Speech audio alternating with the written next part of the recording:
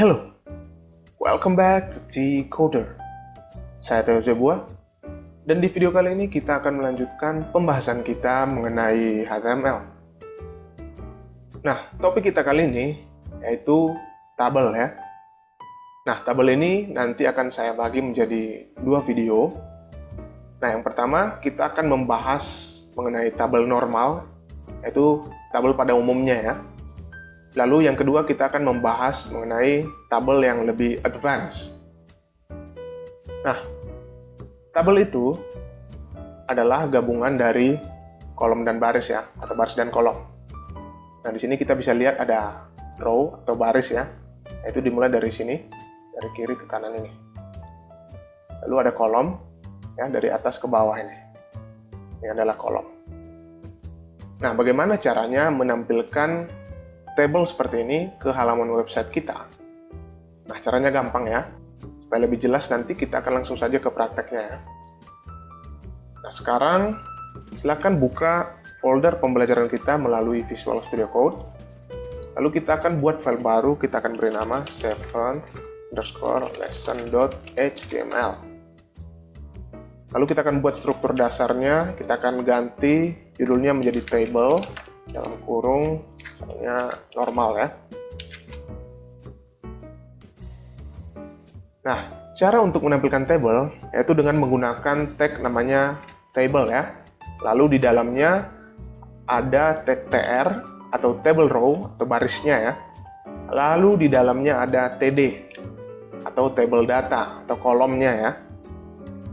Nah, ini adalah struktur dasar dari table ya. Ada table, ada baris, dan ada kolom. Nah, misalnya nih, kita membuat dalam satu baris ada 5 kolom misalnya, dan masing-masing kolom ada tulisan kolom 1, kolom 2, kolom 3, kolom 4, dan kolom 5. Nah, supaya kita tidak capek-capek untuk mengcopy ini, lalu menuliskan di dalamnya kolom gitu ya, kolom 1, lalu copy lagi kolom 2, kita bisa menggunakan emmet ya, untuk mempermudah kita membuat table ini. Ya, caranya bagaimana? Coba kita hapus dulu ya. Kita akan buat table yang di dalamnya ada satu baris, yang di dalamnya ada 5 kolom, ya. Jadi TD kita akan kali dengan 5, yang masing-masing kolomnya memiliki tulisan kolom, spasi, kolom 1 sampai 5 ya. Kita akan buat $. Ya, jadi dia akan menghitung 1 sampai 5 nanti. Ya, kita akan pencet tab. Nah, tabelnya sudah terbuat ya, hanya dengan menggunakan satu baris saja tadi ya, tanpa menggunakan copy-copy dan segala macam. Jadi lebih menghemat waktu. Nah, kita akan save ini, kita akan lihat di browser ya, apa hasilnya. Nah, di sini ada kolom 1, kolom 2, kolom 3, kolom 4, dan kolom 5. Ya. Tapi di mana ada garisnya? Ya, biasanya tabel itu pasti ada garisnya ya, untuk membatasi yang mana kolom dan yang mana baris.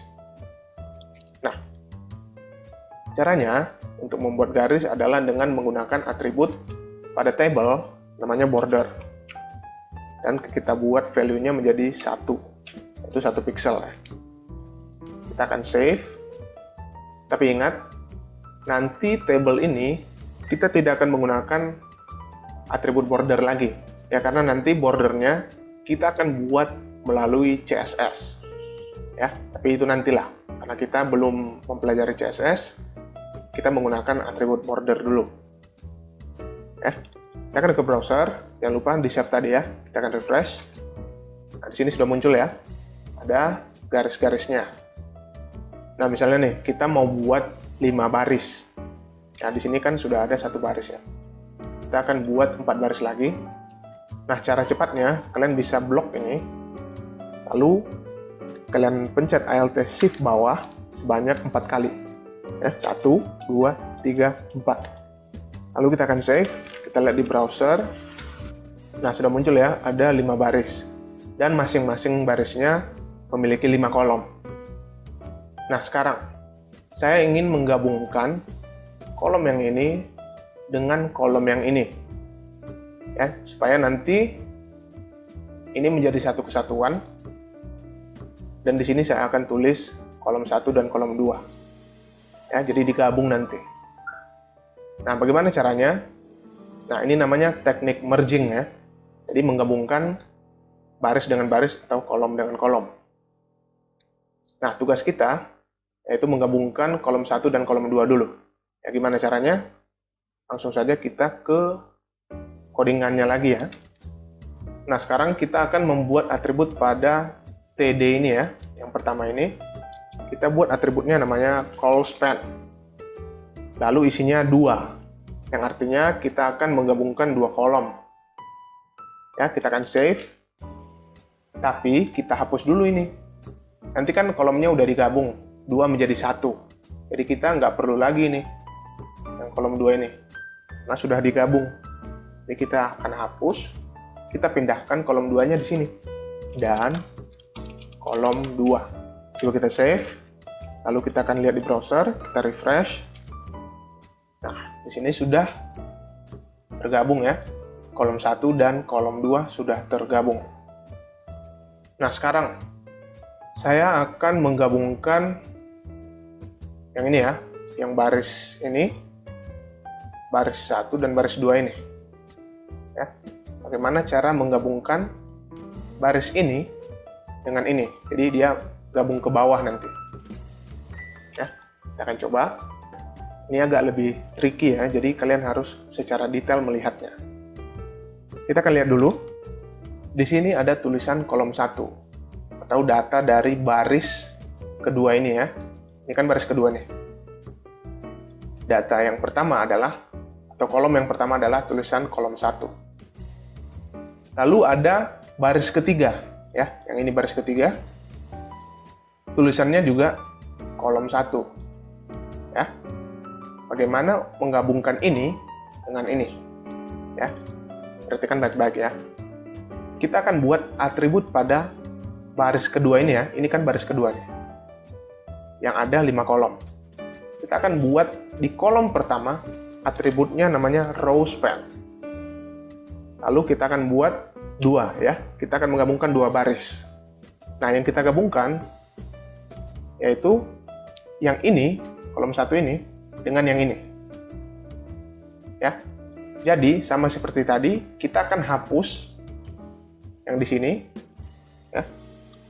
Lalu kita akan pindahkan ke sini. Misalnya dan kolom 1. Ya.